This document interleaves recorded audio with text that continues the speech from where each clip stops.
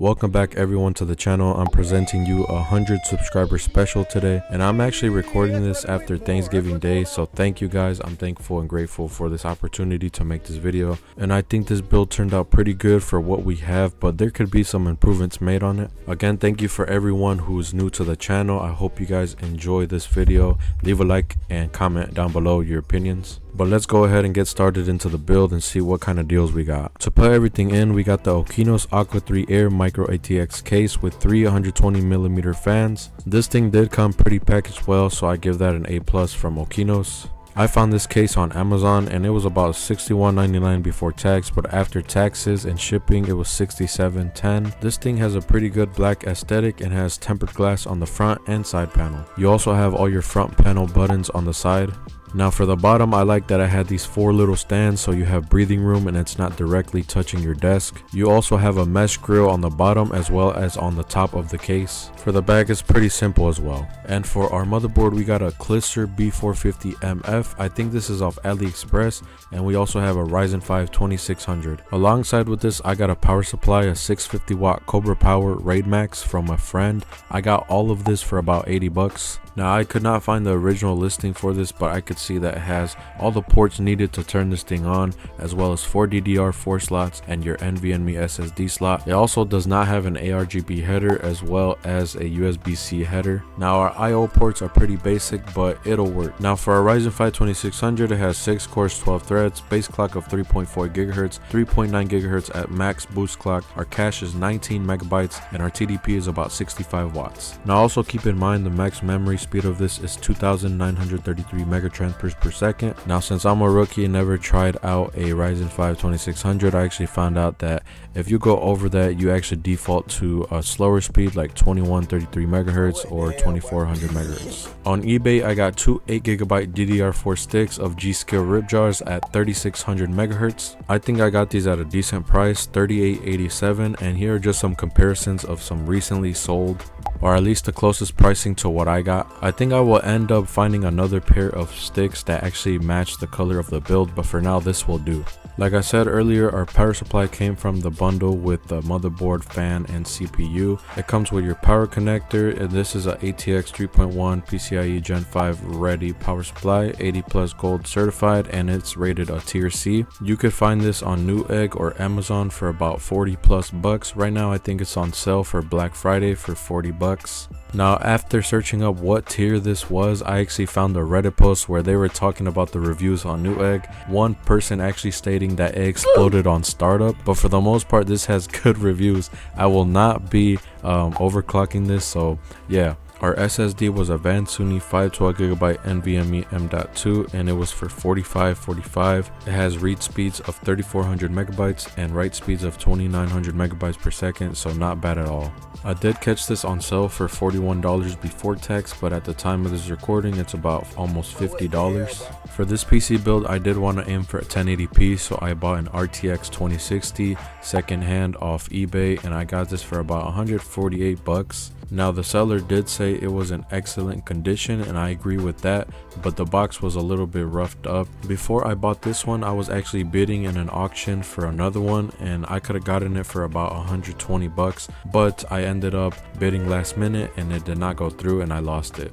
Still a good price in my opinion, considering a new one costs 350 bucks on Amazon.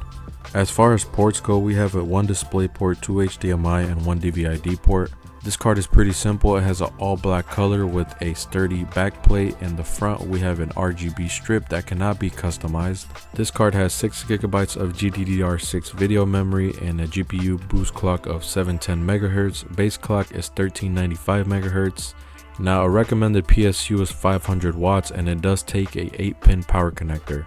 And don't forget, this is the first lineup of the RTX card, so it could do some ray tracing as well. Since I did install the CPU beforehand, I went ahead and installed the backplate that came with the motherboard, and this is what basically the CPU cooler attaches to. Next is putting on thermal paste, but I put too little, so I just went back, uninstalled the cooler, and put some more. After putting the cooler on the backplate, you want to go ahead and screw all 4 screws in. And I did these all one by one because I did not want to have one side screwed in more than the other. And there's only one way to have this fan aligned, so make sure that it's aligned, otherwise it won't be. Now next thing we have here is a 4-pin connector for our CPU cooler fan, and you want to connect that to the header that says system fan on the motherboard. First things first is adding the IO shield before putting in the motherboard and just aligning it. Now I did need an extra standoff, so I went ahead and added that as well. Now to add the motherboard in and align it, and we have 6 screws, 3 on the left, 3 on the right. After doing that, we have our RAM to put in. The slit will tell you what direction to put the RAM in. After that, you're just going to want to hear a click on both sides and the RAM slot should close. At this point, I was looking at this build like, damn, this shit is clean. Moving forward though, time to add the SSD. This was pretty easy. Again, there's a slit, you add it, it's underneath the cooler, and then you put a screw on it. And for our GPU, we need to unscrew this and take off this bracket in order to install it. Now when taking off this GPU slot, you want to take off 2 and 3 since it sits lower and it's almost basically touching the actual case. I did have trouble screwing in the GPU after I inserted it, and usually you use chassis screws, but I don't know why it did not want to go in. Nothing was working except I used a motherboard screw and it worked, so I just left it like that. But usually you just put on the bracket and use chassis screws. And here's how close this is to the case. I did take off the hard drive bracket, but I did not show it. You will also have a box of equipment to help you assemble your PC down there that Okinos provides with the case. In order to actually align the PSU better, I had to bend a bracket, which I will show right here. But other than that, no issues. It perfectly aligns and it matches the color of the case. Going back to the back of the case, we're just going to grab all the necessary cables that we need and slide them through the front. Only thing we won't be using is the USB-C and the HD audio. To plug in now is the USB 3.0 and then all our front panel stuff. And make sure the lettering is facing down because I accidentally did it the wrong way as well. Since this case is pretty small and you barely have any room in the back to really organize that well, you want to just do as best as you can to tidy up. And most likely you're going to be tucking in the cables that you're not using, so yeah. The CPU connector might be a little bit tedious to work with, but as long as you have an extension or you angle it right, it's no problem.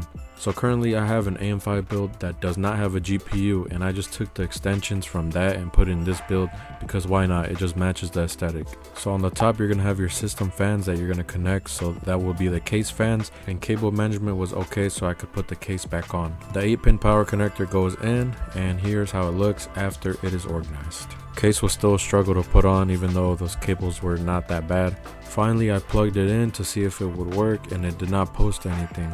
So after troubleshooting and testing some stuff, I found out that either my stupid self did not connect any of the connections right at the bottom, the power, restart, or CPU connector, or it was just as simple as the power switch on the back of the PSU.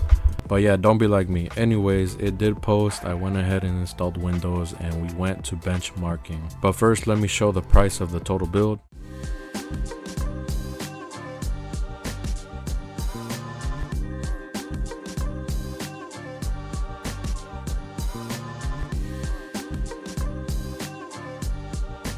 First game is Where Winds Meet. It's a modern title that barely just came out not too long ago, and it was getting from 30ish to about 50ish FPS. There was stuttering, the 1% lows were lower than I expected. As far as image quality, it did look amazing, so I did not have any complaints on that. Our VRAM, obviously we were limited with that.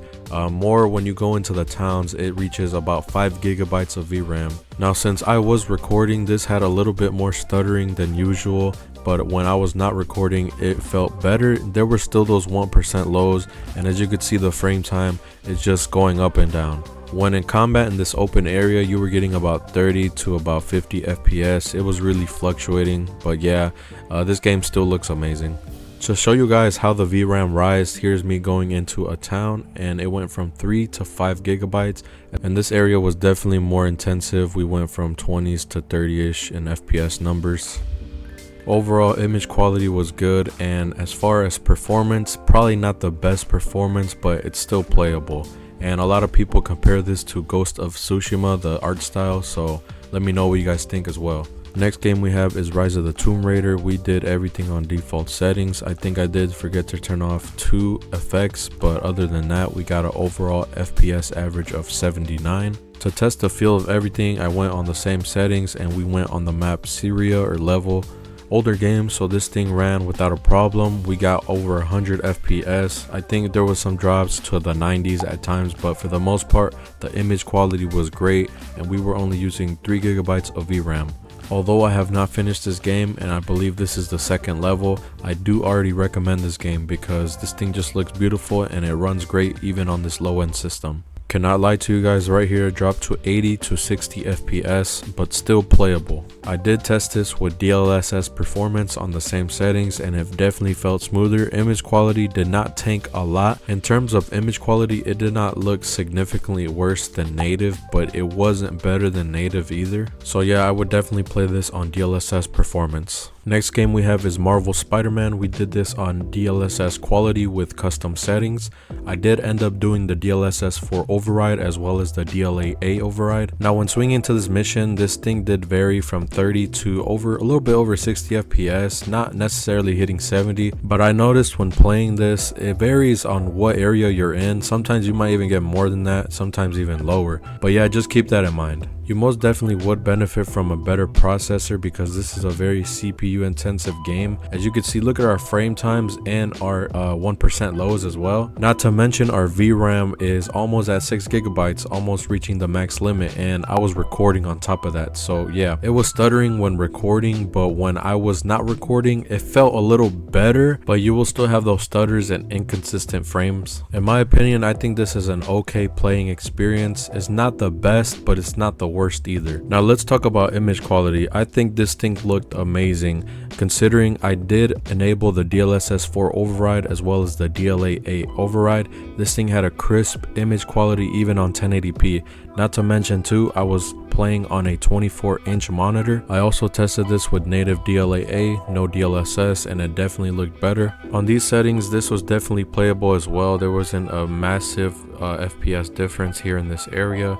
The smoothness of the image did look way better with native DLA compared to DLSS quality, so I'll give it that. When inside this warehouse, we were literally over 60 FPS, sometimes even hitting 80 FPS. So this is a good example of what I was talking about earlier. It just depends on what area you're in. Our VRAM also stayed at 5 GB, so there's no change in there. On GTA 5, we went with the lowest settings just because our VRAM was hitting the limit when I was playing on high settings, but you could definitely play this on high settings over 60 FPS. When switching to Trevor, we got about high 80s to low 100s in FPS. Since this is on low settings, our VRAM is at 3 GB, which is not bad. That's half of our VRAM. Image quality is not going to be the greatest, of course, but we do have DLA on, so it makes it look a lot crispier. I ended up doing this rampage with Trevor and the FPS was consistent. Although I did not like this rampage effect around Trevor, it was too blurry for my eyes. Next game is Dead Space. This was on default settings, native. Now if you're planning to play this game, I would recommend getting a 2060 Super because it has 8 GB of VRAM.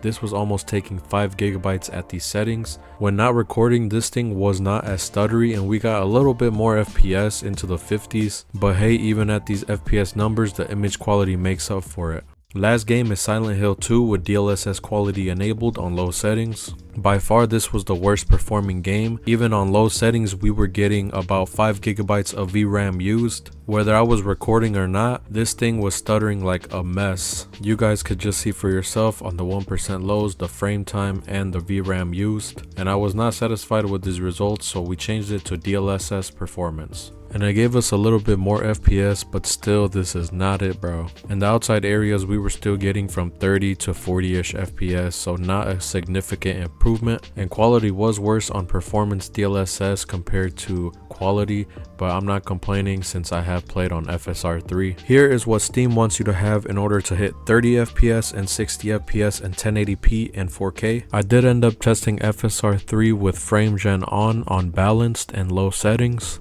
To keep it simple, you were getting over 60 FPS, especially in these buildings like this club right here. Back to an outside area, we were hitting over 60 FPS, but it was not consistent. Those 1% lows were still bad, those frame times were still bad, and those stutters were still there. As far as VRAM, we have 5 GB in use still. After entering this garden area, bro, it literally just broke. Like the FPS was just bad. I don't know what happened, what caused this, but yeah, our FPS was just gone, especially entering the cutscene. Alright, that's gonna be the end of the video. Let me know what you guys think about this build. Was it fire? Was it trash? Let me know down below. Again, thank you guys for watching this video, and I hope we could reach 300 subscribers. With that being said, go ahead and give this a thumbs up, and I'll see you guys in the next video.